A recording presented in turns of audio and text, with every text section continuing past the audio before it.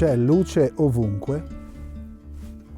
Allora, l'alba sta cadendo da quel lato, anche se il sole è coperto dalle nuvole, ha evidenziato la struttura del cielo.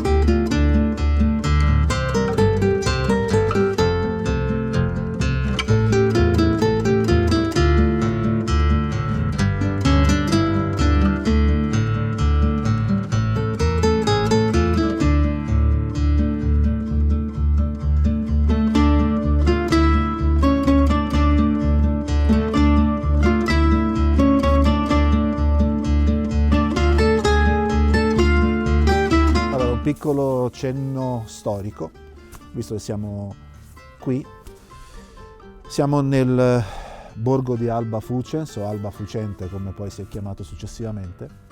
In particolare siamo nell'anfiteatro della città. Peraltro è incredibile l'acustica che c'è, molto molto particolare. In ogni caso la città di Alba Fucens fu una città romana, appunto, fondata nel 304 a.C., quindi IV secolo. Era una città molto importante dal punto di vista strategico perché fu fondata come città di diritto latino e era nel territorio di una popolazione chiamata Equi, che era a ridosso della popolazione dei Marsi. Era fondamentalmente un avamposto romano all'interno di questi territori occupati da queste popolazioni. Fu attaccata varie volte proprio da queste popolazioni perché era una città fortificata. Nel suo periodo di massimo splendore qui ci vivevano 6.000 persone e quindi questo è anche il senso dell'esistenza di questo anfiteatro. E successivamente poi fu al centro di molte questioni legate alle battaglie che si sono svolte qui nei dintorni, tant'è vero che qui risiedevano svariate legioni, anche tra le più importanti. Successivamente, anche durante le guerre puniche, le guerre di invasione, questa città fu sempre più o meno fedele ai Romani e soprattutto ebbe delle vicende particolari nell'ambito delle lotte di potere tra i vari consoli e i vari imperatori. Comunque è una storia molto molto interessante che poi si è protratta fino al Medioevo, tant'è vero che c'è appunto il borgo che abbiamo visto sia nelle foto che nel volo dei droni. Attualmente è una città facilmente visitabile perché è, diciamo così, nei dintorni di Avezzano. Si arriva abbastanza facilmente dall'autostrada, si esce all'uscita di Magliano dei Marsi della A25 perché è già il ramo che va verso Pescara da Roma e dopo pochissimi chilometri si arriva al borgo. Il borgo è stato ristrutturato, valorizzato, da quello che ho visto ieri ci sono anche delle tipo case vacanze, sicuramente ci sono dei ristoranti, ci sono dei bar, c'è la possibilità di parcheggiare l'auto in maniera molto semplice. Ieri sera quando sono arrivato era appena finito un evento medievale, di natura medievale, qui sopra c'è una chiesa e per cui è un posto molto interessante per passare una giornata. Inoltre, come spesso capita nel nostro paese, questo posto è del tutto gratuito, per cui si arriva a qualunque ora, lo si può visitare a qualunque ora, è libero, accesso libero, sia questa zona sia quella dove andrò adesso, che è la zona delle rovine, diciamo così, della città, e quindi è un posto facile da raggiungere e facilmente visitabile. Quindi vale la pena una escursione. Allora, in questa composizione qui ho voluto dare quel minimo senso di primavera, ma probabilmente ne farò altre di foto nel proseguo della giornata, simili. In pratica abbiamo preso in primo piano questi fiori.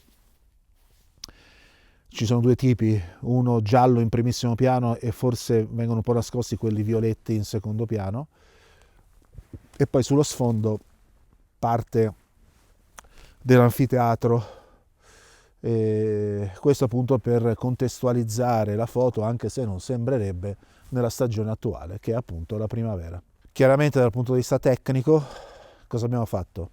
Abbiamo fatto un'esposizione per il piano vicino e un'esposizione per lo sfondo.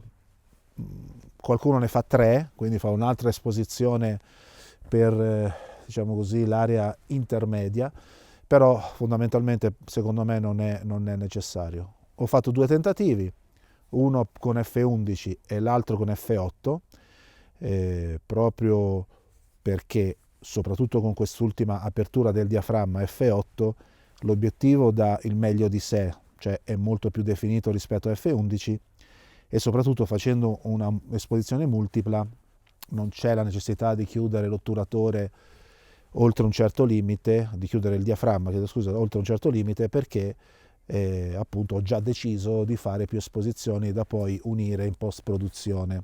In più ho usato un bracketing per l'esposizione perché abbiamo comunque un cielo che è luminoso, molto luminoso, e un contesto che è un po' più scuro, quindi utilizzando un'esposizione multipla, quindi un bracketing, posso poi scegliere in post-produzione se combinare foto anche per l'esposizione, in modo da avere la gamma dinamica al massimo, quindi avere tutti i dettagli sia delle luci sia delle ombre ben definiti, oppure se scegliere quella che mi aggrada di più come foto. Vedremo poi sul computer come sono venute.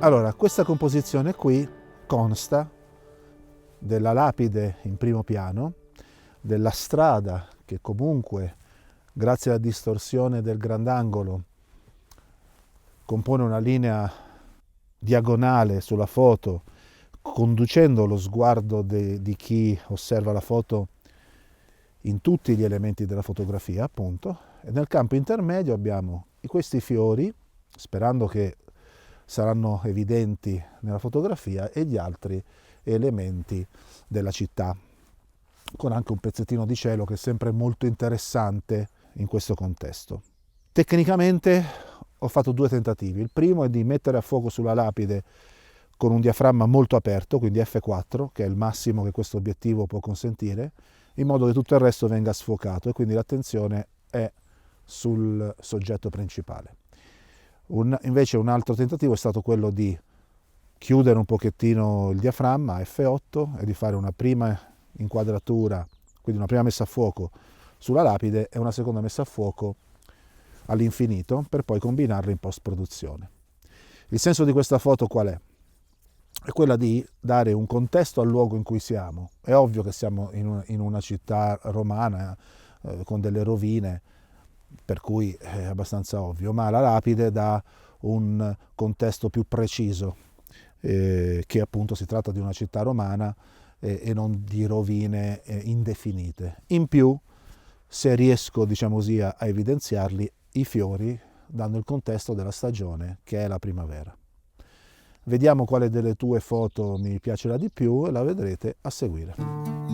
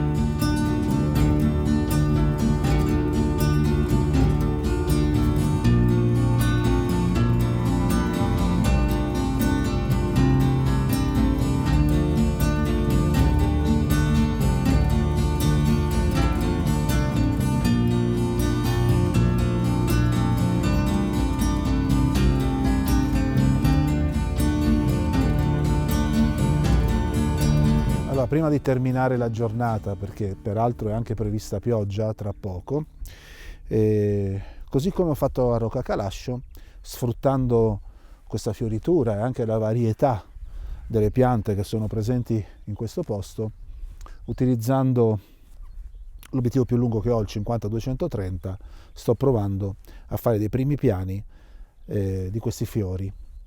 Quindi una fotografia macro, però senza avere con me un obiettivo macro che peraltro mi consenta di avere una certa distanza dal soggetto. Quindi sto zoomando su questi fiori, in teoria l'apertura del diaframma dovrebbe essere il più ampia possibile, questo obiettivo non è particolarmente luminoso, questo per appunto evidenziare ancora di più il soggetto e mandare fuori fuoco il background, però questo comporta che si ha una profondità di campo molto ridotta. Quindi, come nel caso di questi fiori, in cui magari voglio riprendere un gruppo di fiori, bisogna trovare un compromesso e quindi chiudere un pochettino di più il diaframma, accettare che lo sfondo non sia del tutto fuori fuoco o del tutto scuro e poi vedere un pochettino come viene. È molto importante sperimentare sfruttando l'occasione, quindi non avere timore di fare più foto di uno stesso soggetto cambiando le impostazioni per poi scegliere in post-produzione la migliore foto. A seguire i fiori della primavera mentre già sento le prime goccioline.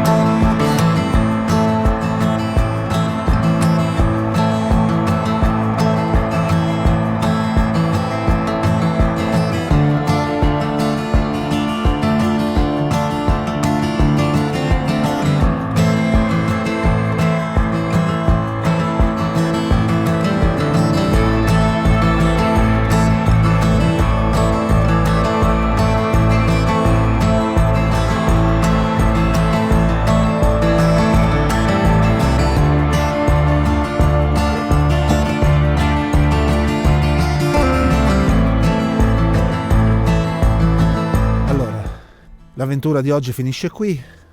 Su questo posto non mi dilungo ulteriormente perché ne ho già parlato nel video. E quello che posso dire è che anche questa uscita è stata interessante, ho scoperto un posto nuovo. Certo, le condizioni non sono state quelle che io speravo, ma sarebbe stato incredibile che ogni alba presentasse quello che io speravo. Un minimo accenno di colore c'è stato, poi per il resto ho visitato questo posto, ho provato a trovare dei soggetti interessanti e sarete voi a giudicare se ci sarò riuscito. Se vi piace questo video mettete un mi piace, mi fa molto piacere. Se avete delle osservazioni commentate pure, e se vi piace quello che faccio iscrivetevi al canale e ci vediamo alla prossima avventura. Buona giornata.